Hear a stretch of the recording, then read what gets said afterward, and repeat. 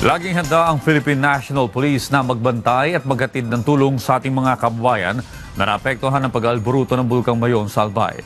Sa katunayan, nasa probinsya na ang mobile unit ng PNP na may high-powered lighting na pwedeng magamit kapag may operasyon kahit na gabi. Si Ryan Resigas sa detalye. Walang tulugan ang Philippine National Police o PNP sa kanilang pag-alalay sa mga lugar na naapektuhan matapos ang pagputok ng Bulkang Mayon sa Albay mula sa pagpapalikas sa mga nakatira sa 6-kilometer permanent danger zone, pagbibigay seguridad sa mga evacuation centers, abala din ang ilang tauhan ng PNP sa paglilinis at clearing operation sa mga ibinugang abo ng bulkan. Layo nitong matiyak na ang mga sasakyang pang-emergency at mga convoy ng relief ay may tuloy-tuloy na access sa mga lugar na naapektuhan ng ashfall. Kabilang sa mga lugar na pinagtutuuran ng pansin ng mga pulis ay ang Ginubatan, Ligaw at Kamalig sa Albay. We are working on it, no?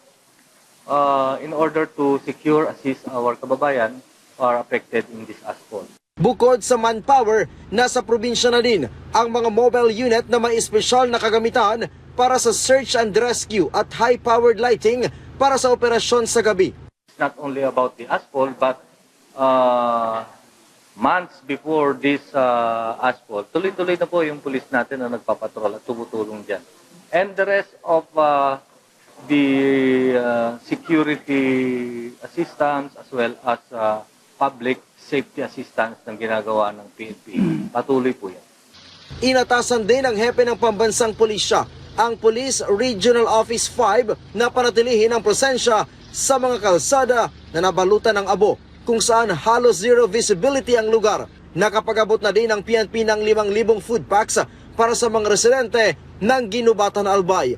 Batay sa pinakahuling tala, nasa 100 barangay na ang apektado ng pagsabog ng Bulkang Mayon noong Sabado, kung saan naabot na rin sa 200,000 individual ang apektado ng ashfall. Ryan Resigas para sa Pambansang TV sa Bagong Pilipinas.